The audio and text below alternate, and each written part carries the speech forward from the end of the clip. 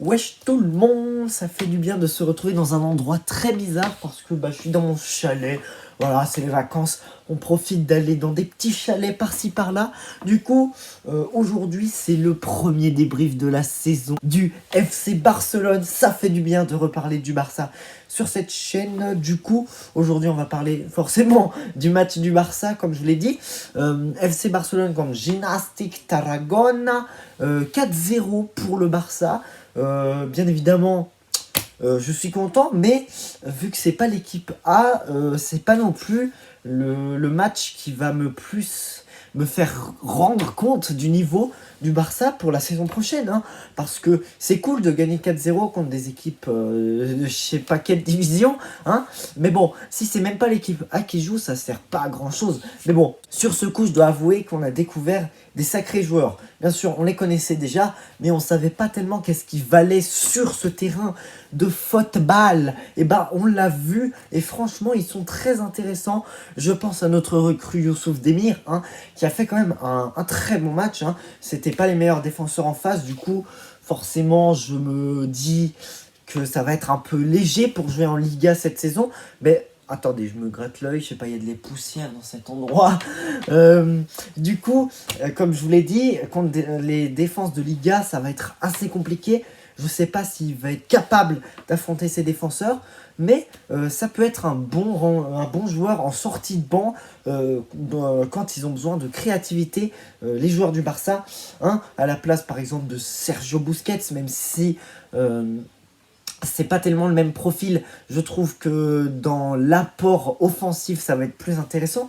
Mais Youssouf Demir, franchement, il a fait un très bon match. Quand même, il faut le souligner, il est très jeune, il a le temps de progresser, mais c'est déjà très bien. J'aimerais bien sûr parler de Ray Manage, je sais pas comment on dit ce mec, comment on prononce le nom de ce mec, mais dans tous les cas, triplé, hat-trick en anglais. Le petit Ray Manaï, hein, je vais dire Manaï, franchement, c'est du lourd, hein. Je pense qu'il est enfin temps qu'il prouve au monde entier que c'est un très bon joueur, parce que mine de rien, il a déjà 24 ans. Du coup, pour jouer au Barça B, ça commence à être un peu vieux. Hein, c'est comme Alex Collado, même si bon, lui il a 22 ans, du coup il a encore un peu de temps, mais ces deux joueurs-là, j'aimerais beaucoup plus les voir jouer en équipe A, parce qu'on voit qu'ils sont très bons. Manaï, triplé. Bon, du coup je disais, voilà, c'est un joueur très bon. Il a une finition hors norme, hein. D'ailleurs son premier but le prouve, la frappe très puissante sous la barre, c'est quand même un très beau but. Autrement, il a marqué 2 autres buts, dont un penalty. Du coup, c'était un match très très bon de Ray Manaï, qui est un Albanien. Ça fait du bien de voir des pays comme ça représentés, parce que on n'en voit pas souvent des joueurs albaniens, à part si vous êtes supporter de Naples, hein. Mais c'est un très bon joueur aussi. Et franchement, on a des très bons talents dans cette Masia. Désolé, mon chat me dérange. Et du coup, je vous disais, Alex Collado aussi, il a fait un bon match. Bon, globalement, tout le monde a fait un bon match, mais surtout ce Alex Collado, parce que ça fait longtemps qu'on le connaît, ça fait longtemps qu'on sait qu'il est là, mais il est maintenant temps qu'il prouve qu'il peut être dans l'équipe première, hein. C'est un profil assez créateur, pas tellement finisseur, mais ce petit Collado, je le verrais bien, comme je l'ai dit, entrer dans des matchs pas important. Par exemple, on mène 3-0 contre Cadiz à la 80e, faites-le rentrer, hein, ce serait cool quand même de le voir jouer plus de minutes cette saison, tout comme Riqui Puig, hein, lui aussi c'est un joueur qui doit plus jouer, il a fait un excellent match, tout le monde a fait un excellent match je trouve, et franchement, il y a 2 joueurs qui m'ont surpris. Déjà c'est Umtiti, qui revient de très nombreuses blessures, un peu à la Eden Hazard, hein. C'est un peu le même style, vous savez, ces énormes joueurs qui d'un coup sont tout le temps blessés et ils deviennent pourris, nuls. Et franchement aujourd'hui, Umtiti a fait un bon match.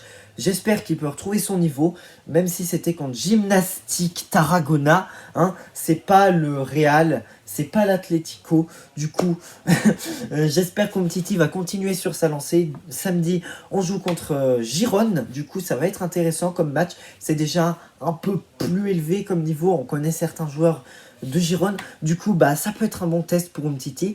Et l'autre, c'est Clément Langlais, mais qui ne jouait pas. C'est Gérard Piqué, je voulais dire. Hein. Désolé, j'étais ensorcelé par les Français. C'est bien Gérard Piqué qui m'a aussi impressionné parce qu'il a été bon, hein, tout comme son compère Umtiti, comme je vous l'ai dit. Du coup, j'espère qu'ils peuvent revenir à un bon niveau. Comme ça, on aura de la concurrence, en plus de Araujo, en plus de Mingueza, en plus de Langlais et en plus de Eric Garcia. On aura beaucoup de défenseurs centraux qui peuvent se faire une très bonne bataille. Et je pense qu'on va avoir des bons défenseurs centraux cette saison. En tout cas, je croise les doigts. Du coup, on va passer au top 3 des meilleurs joueurs de ce petit cuir. Hein, parce qu'il est temps de passer à ça. Ça fait du bien de refaire ces petits classements.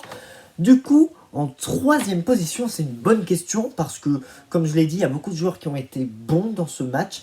Mais j'ai envie de mettre, bien évidemment que j'ai envie de mettre Gabi, 16 ans. Et déjà un très bon match, j'en ai pas parlé. Mais c'est quand même incroyable à 16 ans de déjà faire des matchs très bons comme ça. Parce que franchement, à 16 ans, ça me rappelle un peu notre Ansu Fati qui est blessé. Pitié qu'il revienne vite, je veux le voir. Allez, j'espère contre Stuttgart ou le RB Salzbourg dans ces matchs amicaux. J'espère qu'on va le revoir parce que bah il faut le revoir, notre Ansu. C'est un peu l'une des pièces maîtresses de cette attaque et il faut qu'il soit là. Il faut qu'il soit là, il nous faut de la finition.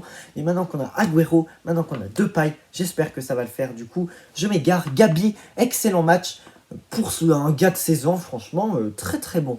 En deuxième position, je vais mettre Alex Collado parce qu'il a été très bon en tant que créateur, un peu dans ce rôle à la Messi, même si c'est pas du tout le même style, je vous l'accorde. Mais ce petit Alex Collado, franchement là, en plus il a marqué un but, hein. Certes il est contré, mais il a marqué un but. Franchement il m'impressionne, j'espère qu'il va jouer cette saison, comme je vous l'ai déjà dit 10 fois. Et en première position, vous ne vous en doutez pas, c'est bien Ray Manaï que je vais mettre parce que, voilà, raison évidente.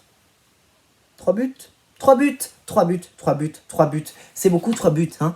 Toi, t'as marqué combien de buts dans toute ta saison passée? Je sais pas, mais en tout cas, lui, il a marqué 3 buts en 30 minutes. Du coup, Ray Manaï, très très bon. Forcément, je le connaissais pas tant que ça, mais vous connaissez, on joue un peu à FIFA, on l'a déjà vu. Du coup, très très bon match de toute l'équipe globalement, et j'espère qu'on va être autant bon dans 2 jours. Allez, on espère. Du coup, voilà tout le monde, c'est la fin de cette vidéo. Premier débrief de la saison. Je suis très content. Si ça vous a plu, n'hésitez pas à vous abonner, à liker. Et on se retrouve samedi, hein, ou dimanche plutôt, pour le débrief de Barça Girone. Salut!